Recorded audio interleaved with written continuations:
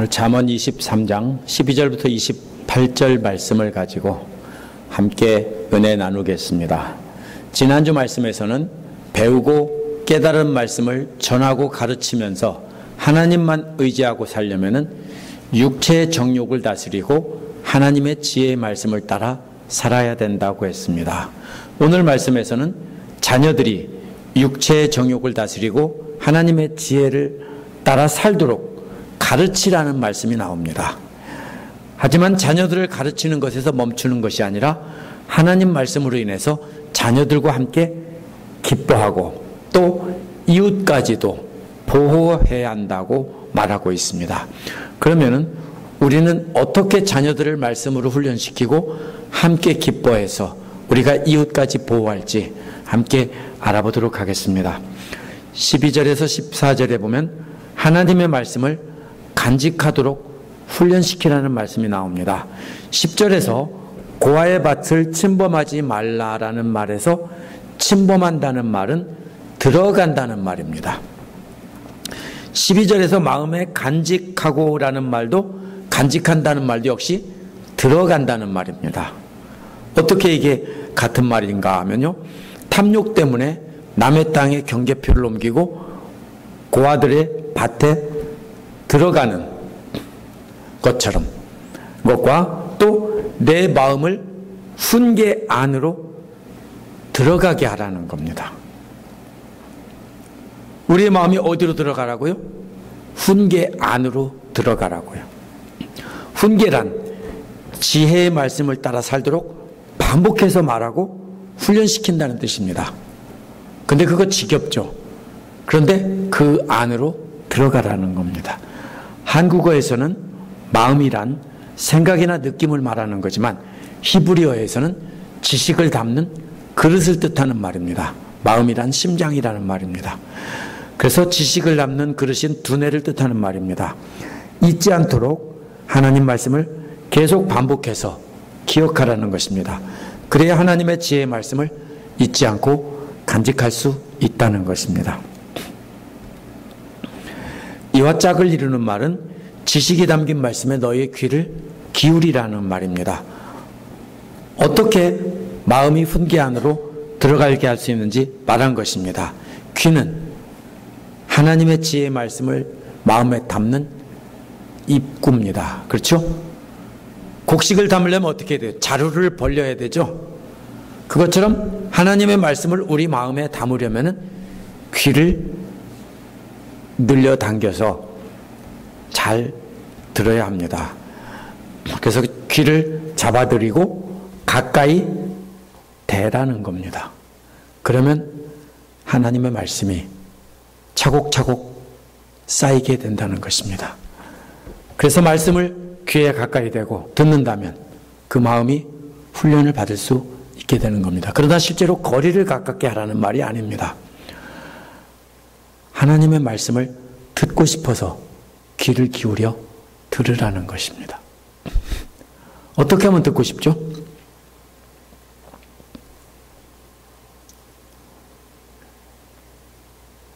익숙한 것을 듣고 싶은 거예요. 그죠? 계속 반복해서. 왜 대중가요 이런 것 중에서 인기 있는 가요가 되느냐면요, 계속 반복해서 나오니까 그래요. 익숙해지면은 반갑고 듣고 싶고 또 듣고 싶고 그런 거예요.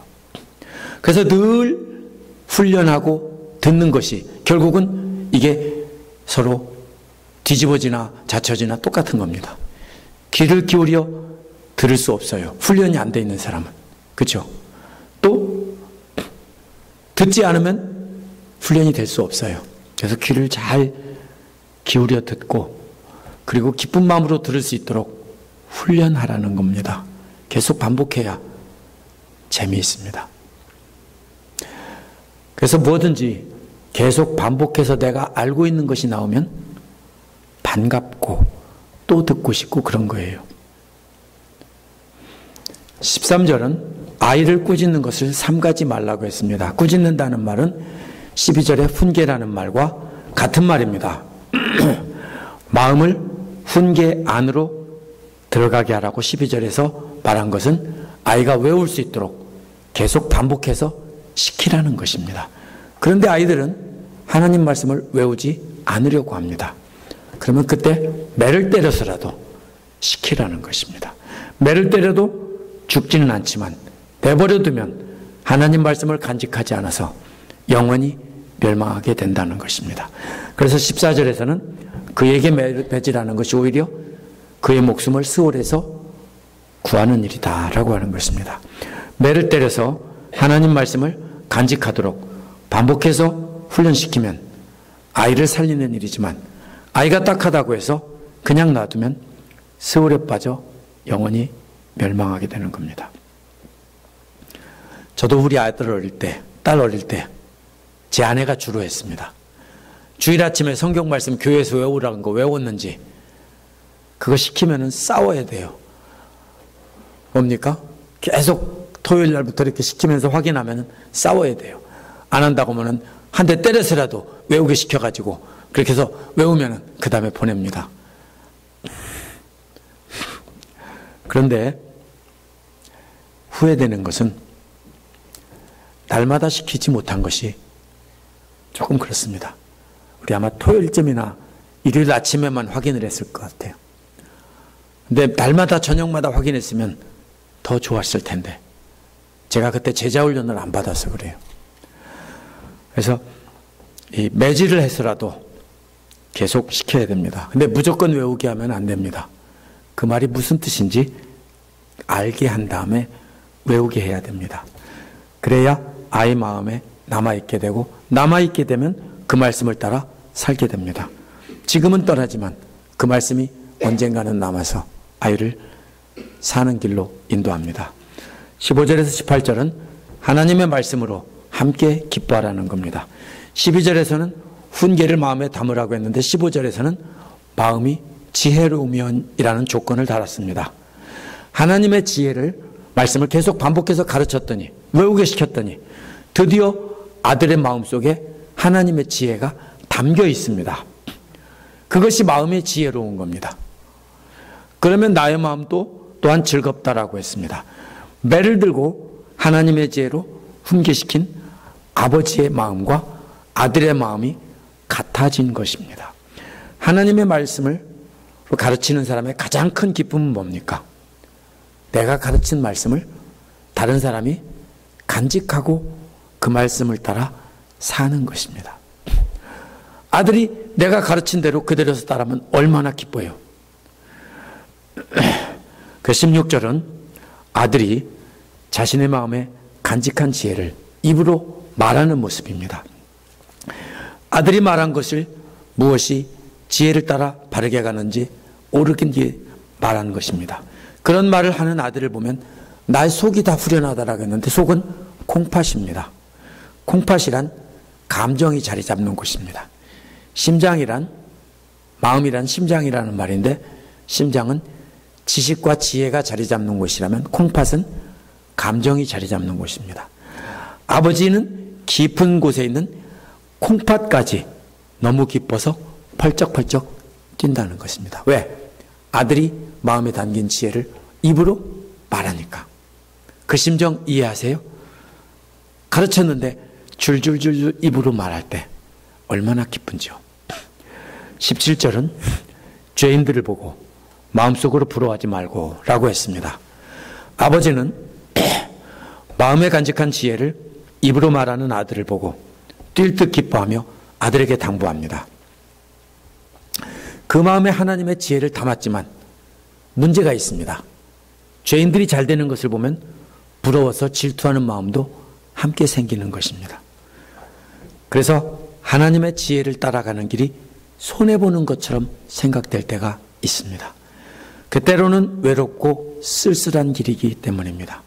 그래서 아버지는 부러워서 질투하는 마음 대신에 주님을 경외하라고 했는데 주님을 두려워하는 마음을 가지라는 겁니다.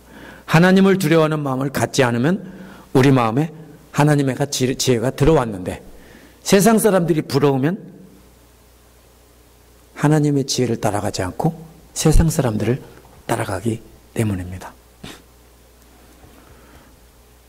18절은 왜냐하면 이라는 말로 시작하며 그 이유를 말합니다. 이유는 너의 미래가 밝아지고 너의 소망도 끊어지지 않는다라고 말합니다.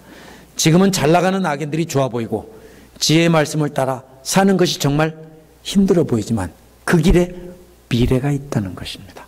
소망이 끊어지지 않는다는 말은 현재의 삶에서 죄인들이 잘 나가는 것을 부러워하는 대신에 하나님을 두려워서 경배하는 삶을 사는 것입니다. 하나님이 틀림없이 나에게 복을 주실 것이고 앞으로 영생을 주실 것을 믿기 때문에 그래서 하나님을 경배하며 참고 따라가는 겁니다. 그러면 하나님께서 현재의 고난을 축복으로 바꾸어 주신다는 것입니다. 그러한 소망은 계속 이루어집니다. 이루어지고 또 이루어지고 또 이루어집니다. 그러면서 그 소망은 점점 영원한 소망에 가까워지는 것입니다. 우리는 마음에 하나님의 지혜를 간직하고 그 지혜를 말로 증거해서 다른 사람을 훈련시켜야 한다는 것입니다. 우리가 여기서 꼭 아버지가 진짜 아버지와 아들만 말한다고 해석하면 잘못 읽는 겁니다. 옛날 히브리 사람들은 하나님의 말씀을 아버지와 어머니가 가르쳤어요. 그래서 잠언에서 계속 아버지, 어머니가 나온 것이에요. 바꿔 말하면 뭡니까? 하나님 말씀을 가르치는 사람과 배우는 사람의 관계를 말한 것입니다. 우리가 가르치는 사람들이 지혜를 간직하고 말로 증거하고 그 말씀 따라 살면 함께 기뻐하게 됩니다. 그러나 동시에 그 마음에는 죄인이 잘 되는 것을 보고 부러워하는 마음도 함께 갖게 됩니다. 그러한 마음을 버리고 심판하시고 축복하시는 분이 하나님이라는 걸 알고 두려워하며 경배하는 마음을 갖는다면 우리는 바르게 따라갈 수 있고 그 미래는 반드시 하나님께서 축복으로 갚아주신다는 것입니다. 19절에서 25절은 하나님 말씀으로 보호하라는 것입니다. 17절은 지혜를 따라가는 아들에게 죄인들이 형통하는 것을 보고 마음으로 부러워하지 말라고 가르쳤습니다. 19절에서 21절은 한 걸음 더 나가서 죄인들과 어울리지 말고 똑바로 지혜를 따라 걸어가라는 겁니다. 어떻게 똑바로 지혜를 따라 걸어갑니까? 19절에 보면 내 아들아 라고 부르면서 너는 잘 듣고 지혜를 얻어서 라고 했습니다.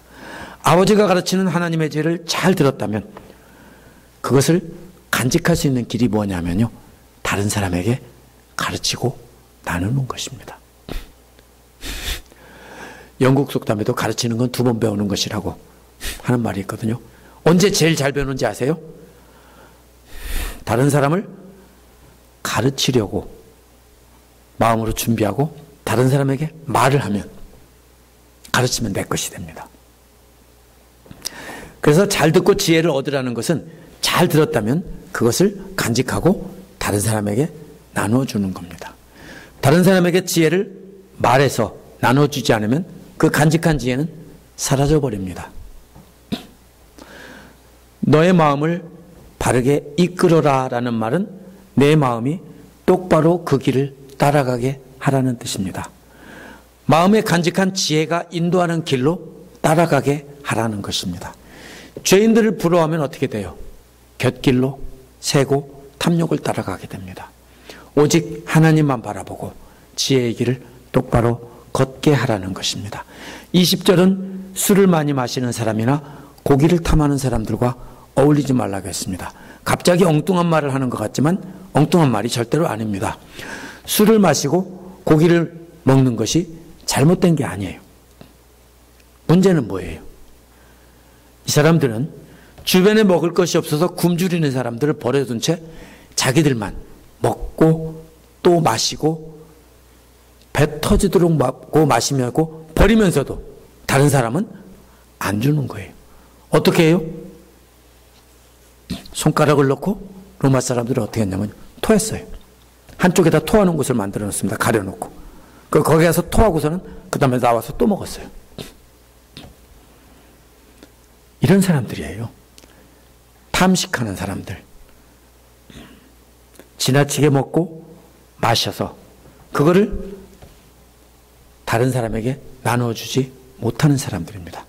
술을 많이 마시고 고기를 많이 먹는 사람은 이런 사람이라는 겁니다. 그걸 보면 다른 것을 알 수 있다는 거예요. 자신을 위해서 사치와 낭비를 일삼는 사람을 비유적으로 말한 것입니다. 옛날 사람들은 먹는 것이 귀했습니다. 그렇죠? 술은 안 먹어도 되는 거예요. 그죠? 특히 포도주 같은 거는요, 안 먹어도 되고 음료수로 마셨다고 하지만 사실은 물 많이 타가지고 이렇게 마신 거고요. 안 먹어도 되는 거예요. 근데 왜 마셔요? 먹을 게 많은 사람들이 마시는 거예요. 고기도요. 먹을 게 많은 사람들이 먹는 거, 옛날 사람들은요. 그래서 이런 것은 낭비를 일삼고 자기 탐욕만 채우는 사람들은 같이 어울리지 말라는 거예요. 그런 사람하고 어울리면 뭐예요? 좋은 일이 하나도 없어요. 재물을 자기 자신을 위해서 호화판으로 낭비하면서 먹고 마실 것이 없는 이웃들이 굶주리는 것은 돌아보지 않는 사람들은 상종하지 말라는 거예요. 쉽게 말하면 이런 뜻입니다. 자신을 위해서는 최고급으로 사고 최고급으로 쓰고 남아서 버릴지언정 하나님 나라와 복음을 위해서, 불쌍한 사람을 위해서는 못 본 채 한다는 거예요. 그런 사람들이 바로 술을 많이 마시고 고기를 많이 먹는 사람들입니다. 그런 사람과 어울리려면 어떻게 해야 돼요? 맨날 명품백 자랑하고 구급차 자랑하고 좋은 것 자랑하고 총이 막 수십 정씩 되면서 더 있는 거 자랑하고 이런 거 자랑하는 겁니다. 그러면서 함께 좋은 거 먹고 좋은 거 마시고 수다 떨러 다녀야 됩니다. 그렇죠? 틀림없습니다. 그렇게 하면 어떻게 됩니까? 함께 멸망의 길로 빠지기 때문에 아들아, 그런 사람과는 어울리지 마, 이렇게 말한 겁니다. 21절 앞부분은 늘 술에 취해 있으면 먹기를 탐하는 사람은 재산을 탕진하게 된다고 했습니다. 자기만을 위해 사치와 낭비를 일삼는 사람은 이웃을 보호해 줄 수 없을 뿐 아니라 자기 자신도 보호하지 못하게 된다는 겁니다. 그런 사람 잘 보세요. 어떻게 합니까? 돈이 한없이 있는 줄 알아요. 그렇죠? 되게 부잣집 아들이고 물려받은 재산이 많으면은요, 한없이 있는 줄 알아요. 막 쓰다가 나중에 보면 없어지면 어떻게 해요? 남의 돈 끌어다가 막 쓰는 거예요. 그렇죠? 한번 보세요, 주변에. 있으면 있는 대로 다 쓰는 사람들이 그런 사람들이에요. 자기도 보호를 하지 못하게 돼요. 이와 대조되는 사람은, 늘 잠에 빠져 있는 사람은 누더기를 걸치게 된다는 말입니다. 역시 실제로 잠자는 사람을 말하는 게 아니라 게으른 사람을 말하는 비유입니다. 깨어서 자기 자신이 걸어가는 길과 발밑에 있는 걸림돌을 살피지 못하는 사람은 영적으로 잠을 많이 자는 사람입니다. 누더기를 걸치게 된다는 것은 보호막이 사라지는 겁니다. 덮고 잘 수 있는 외투가 있어야 되는데 누더기밖에 없어요. 그래서 추위에 떨게 되는 겁니다. 낭비하고 영적으로 잠에 빠지는 사람은 결국 자기 자신도 망하게 됩니다. 그래서 크리스찬들은 어떻게 해야 됩니까? 돈을 잘 전략하고 잘 모아서 잘 써야 됩니다. 가난하게 살면 안 돼요.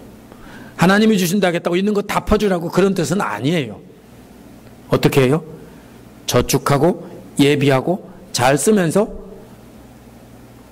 자기가 일해서 남는 걸 가지고 불쌍한 사람을 돕고 하나님 영광을 쓰고 이렇게 하면서 좋은 사람으로, 아주 나이스한 사람으로 이렇게 살아야 되는 것입니다. 22절은 너를 낳아준 아버지에게 순종하고 늙은 어머니를 업신여기지 말라고 했습니다. 만약 20절 21절처럼 자신만을 위해서 사치와 낭비를 일삼으며 이웃을 해치고 자신을 해치면 누가 잔소리합니까? 하나님 말씀 가르쳐준 어머니와 아버지가 자꾸 잔소리해요. 아들아, 내가 어려울 때 널 가르쳐준 하나님 말씀대로 이렇게 살아라, 저렇게 살아라. 그러면 어떻게 합니까? 듣기 싫다고 합니다. 미련 아들과 똑같은 아버지라면 어떻게 합니까? 우리 아들 잘한다, 우리 아들이 잘 살고 있어, 그렇게 하죠. 그런데 지혜로운 아버지라면 아들아, 너 그렇게 하면 안 돼, 망하기 전에 계속 잔소리 한다고요. 어리석은 사람이라면 아들이 그렇게 했을 때 우리 아들은 벤츠 타고 다니고 작년에 벤츠 샀는데 한 달 전에 샀는데 벤츠 바꿔서 또 새 걸로 바꿔서 이렇게 자랑한다고요. 그게 자랑이에요? 자랑 아니에요. 근데 어리석은 엄마 아버지는 그런 걸 자랑해요. 제가 극단적인 예를 들었지만 비슷해요. 지혜로운 부모라면 부끄럽게 생각하고 너 그렇게 살면 안 돼라고 경고를 해요. 그런데 그렇게 되면 그것을 업신여겨요. 그죠? 존중하지 않고. 그럴 때 받아들이라는 거예요. 24절은 3절은 진리를 사들이되 팔지는 말라고 했습니다. 이게 뭐냐면요, 부모님께서 가르쳐준 진리를 마음속에 계속 간직하고 잊지 말라는 거예요. 사들이라는 게 뭐예요? 계속 받아들여서 모으라는 거예요. 파는 건 뭐예요? 없어지는 거예요. 집에 물건이 많으면 어떻게 해요? 쓸데없는 물건이 많으면 남을 주든지 팔든지 해야 되겠죠. 벼룩시장에 팔든지 거라지 세일을 하든지. 그죠? 팔면 어떻게 되는 거예요? 없어지는 거예요. 그러면은 진리를 사들이기는 하되 팔지는 말라고요. 잊어버리지 말라고요. 진리를 파는 사람은 뭘 채웁니까? 대신 비진 않아요. 탐욕을 그 자리에 채워요. 지혜와 명철도 그렇게 하라고 했습니다. 부모님께 배운 지혜와 명철도 계속 늘려나가고 없애지 말라는 겁니다. 지식이 있으면 그 지식을 가지고 살아가는 방법을 깨닫는 것이 지혜고요. 그런 것이 이제 명철입니다.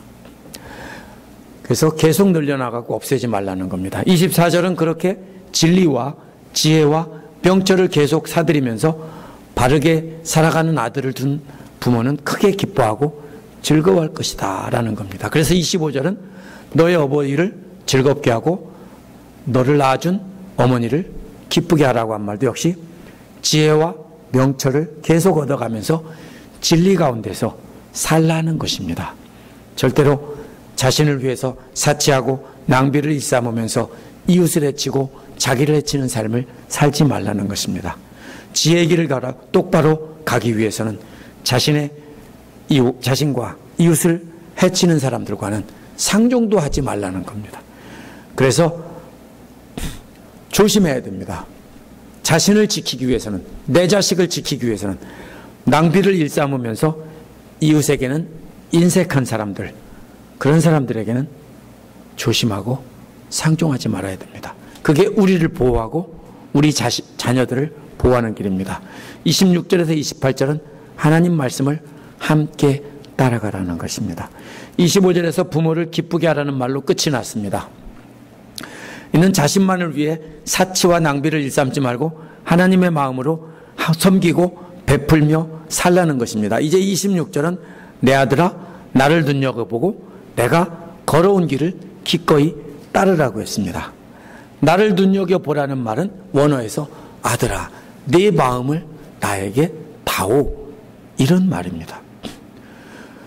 도둑맞기 쉬운 것이 젊은이들의 마음입니다. 부모가 생각하니까 잘못하면 그 마음 도둑맞기 쉽겠어요. 그래서 그 마음을 나에게 다오.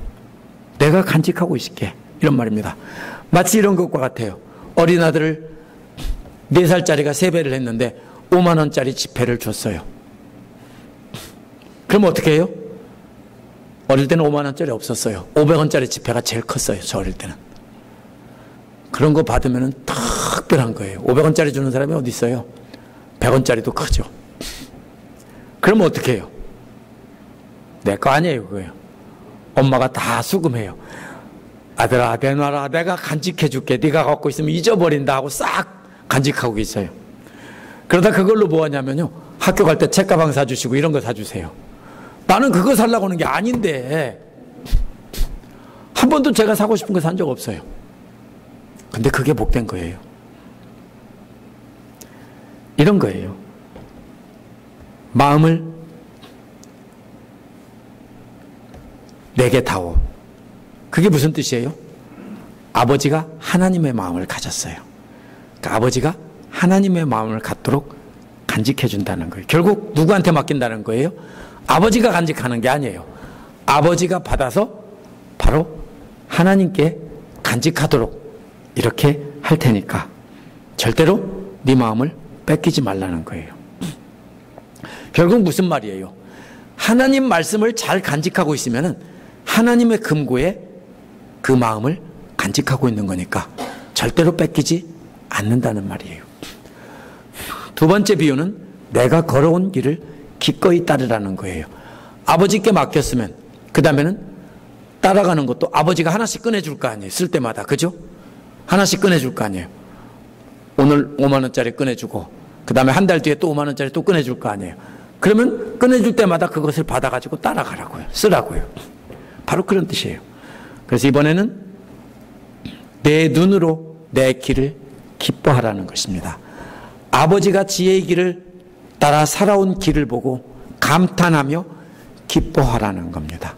나도 우와 우리 아버지 대단하시다. 우와 우리 엄마 좀 봐. 저렇게 살다니. 돈을 저렇게 쓰다니. 저렇게 이웃을 사랑하다니. 저렇게 원수를 용서하고 사랑하며 살다니. 아들이 보고 엄마와 아버지를 보고 감탄하는 거예요. 우리 아버지는 이런 사람이야. 그러면 어떻게 해요? 나도 아버지처럼 따라가야지. 마음을 아버지께 맡겨두었다면 그 다음에는 눈으로 아버지가 행한 길을 잘 살펴보고 감격하며 기뻐하며 따라갈 길을 찾으라는 겁니다. 자녀들에게 보여주는 것이 대단히 중요해요. 제 손친께서는 예수를 안 믿는 분이었어요. 근데 뭐를 했냐면요. 초등학교밖에 안 다니신 분인데 날마다 글을 쓰셨어요. 양반이라고 날마다 글을 쓰셨는데 일기장이요. 1년짜리 일기장이 65년, 66년, 67년 이게 있었는데요. 넘겨보면 하루도 빠짐없이 일기를 쓰셨어요. 빽빽하게 펜으로 잉크를 찍어서. 그리고 아버지가 쓴 소설이 있었어요. 신춘문예에 냈는데 맨날 떨어졌어요.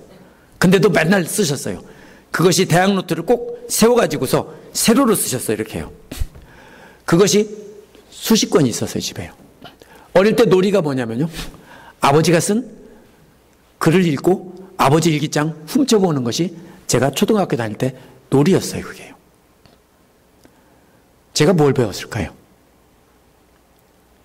글 읽는 거 배우고 글 쓰는 거 배우고. 아버지가 쓴 소설은 성인 소설이에요. 근데 제가 어릴 때 초등학교 1, 2학년 때 그런 거 읽었어요. 뭘 보고 배워요? 제 손친께서 법원 공무원으로 근무하시다가 뇌출혈로 쓰러져서 전신이 마비됐어요. 그래서 손발을 움직일 수 있게 침을 맞고 조금씩 됐을 때 제일 먼저 하신 것이요. 몽땅 연필 갖다가 못 쓰는 종이 이면지에다가 글을 쓰는 거였어요. 써놓은 것이 얼마나 많았냐면요. 창고에다가 옷장에다가 꽉 찰 만큼 그걸 묶어서 쌓아놓으셨어요. 내 아버지가 돌아가셨을 때 제 형님이 다 태워버렸어요. 딱 한 뭉치만 지금 집에 갖고 있어요. 제가 지금 어머니가 그걸 간직하고 있는 걸 주셨어요. 제가 이 얘기를 하냐면 제 아버지 자랑하는 게 아니에요.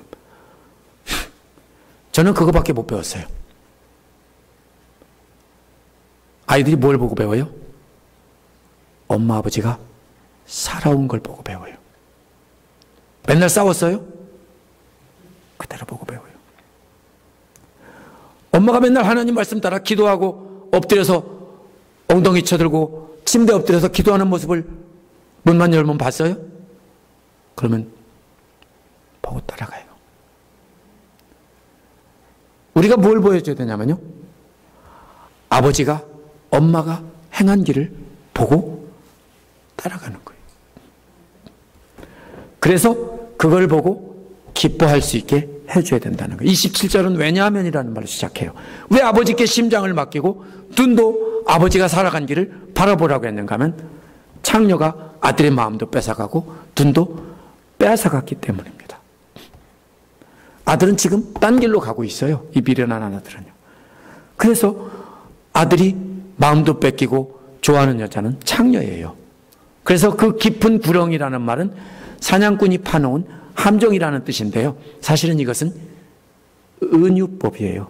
비유예요. 그게 뭐냐면요.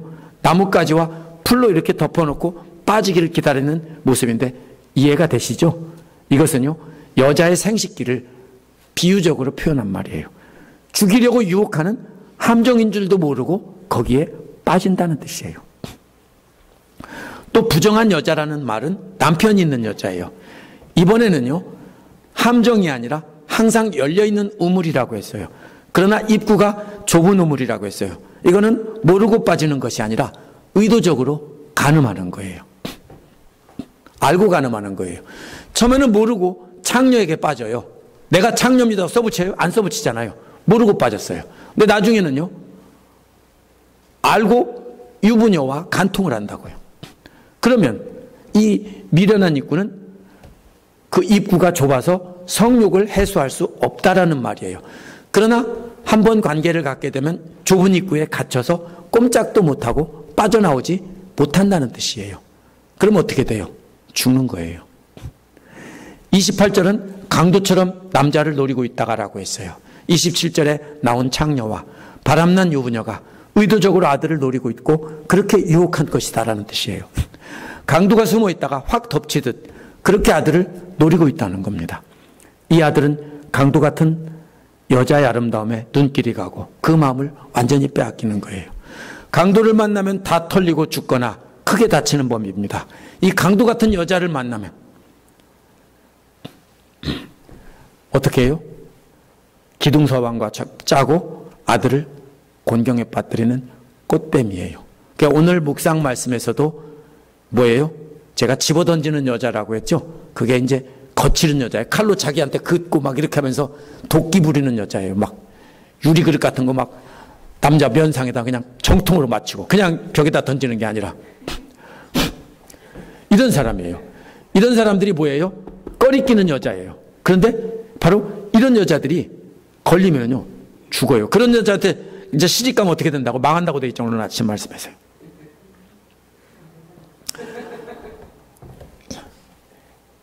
우리의 자녀들을 말씀으로 훈련시켜야 돼요. 하지만 이 자녀는요, 육신의 자녀만 뜻하는 건 아니에요. 고대 이스라엘 사람들은 부모님이 하나님 말씀을 가르쳤지만, 물론 그게 제일 우선이에요. 그렇지만 오늘날 우리에게 적용한다면, 아들이 없다면 우리는 영적인 자녀도 가르쳐야 돼요. 우리가 자녀들을 말씀으로 훈련시키라는 것도 마르고 닳도록 들려주기만 하라는 게 아니에요. 자녀들이 하나님 말씀을 들을 수 있도록 재미있게 들을 수 있도록 자꾸 들려주고 보여주고 훈련시켜야 돼요. 어떻게 합니까? 어려서부터 들려주고 익숙해지도록 해줘야 됩니다. 익숙한 것은 듣게 됩니다. 듣지 않는다면 매를 때려서라도 훈련시켜야 됩니다. 안 그러면 망하는 겁니다. 아들의 마음 안에 하나님의 지혜가 담겨 있으면 가르치는 사람도 즐거운 거예요. 그 마음에 담긴 지혜를 입으로 말하는 걸 보면 기쁘죠. 기뻐서 팔짝팔짝 뛰어요. 그렇게 배워나갈 때 악한 세상 사람들의 형통을 부러워하지 않도록 해야 된다는 거예요. 그런 사람들에게 물들지 않으려면 사치하고 낭비하는 사람은 어울리지 말아야 된다는 거예요. 우리도 똑같아요. 깊은 잠에 빠져있는 게으른 사람과도 어울리지 말아야 된다는 거예요. 그러기 위해서는 하나님을 두려워하면서 살아야 됩니다. 그래서 우리가 물들지 않는 비결은 계속 지혜와 명철을 계속 얻는 거예요. 계속 사들이되 팔지는 말라겠잖아요. 우리도 계속 얻으면서 배워야 되고 자녀들에게도 계속 배워야 돼요. 배우는 거 멈추는 사람 없어요. 저는 다 알으니까, 그죠? 저 공부 많이 했으니까 다 하니까, 성경 다 하니까 저는 안 해도 될까요? 아니에요. 매주 죽을 힘을 다해서, 지금 아파서 못할 때도요, 온 힘 다해서 공부해요. 저도요. 그렇게 계속 배워나가야 된다는 거예요.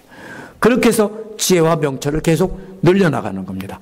그거를, 그 모습을 자녀들에게 보여주라고요. 우리 자녀들을 제가 아까 성적인 유혹에 빠지는 것을 실감나게 묘사했습니다. 성경이 그렇게 묘사하고 있는 거예요. 왜요? 이것은 꼭 성적인 욕만이 아니에요. 세상 쾌락이나 세상 탐욕들이 우리 아이들을 망하게 하려고 그렇게 끌고 가요. 젊을 때는 다 그렇게 따라가요. 그죠? 나는 안 그랬다고요? 다 그랬어요. 다 그렇게 살았어요. 자기 하고 싶은 대로 살았어요. 근데 우리 아이들도 똑같이 그렇게 살다가 우리처럼 늙어서 정신 차리게 하면 너무 아깝잖아요. 그래서 우리의 자녀들에게 지금이라도 해야 됩니다. 나를 보고 따라와라. 제가 우리 아버지에게 한 얘기는요, 그거예요. 저는 우리 아버지가 신앙을 보여줬으면 참 좋았을 텐데, 우리 아들들에게 믿음을 보여주시고 믿음의 어머니가 되시고 아버지가 되시고, 또한 믿음의 형제자매들을 가르칠 때도 엄마가 되고 아버지가 된 마음으로 그들에게 보여주고 이끌어줘야 됩니다. 기도하겠습니다.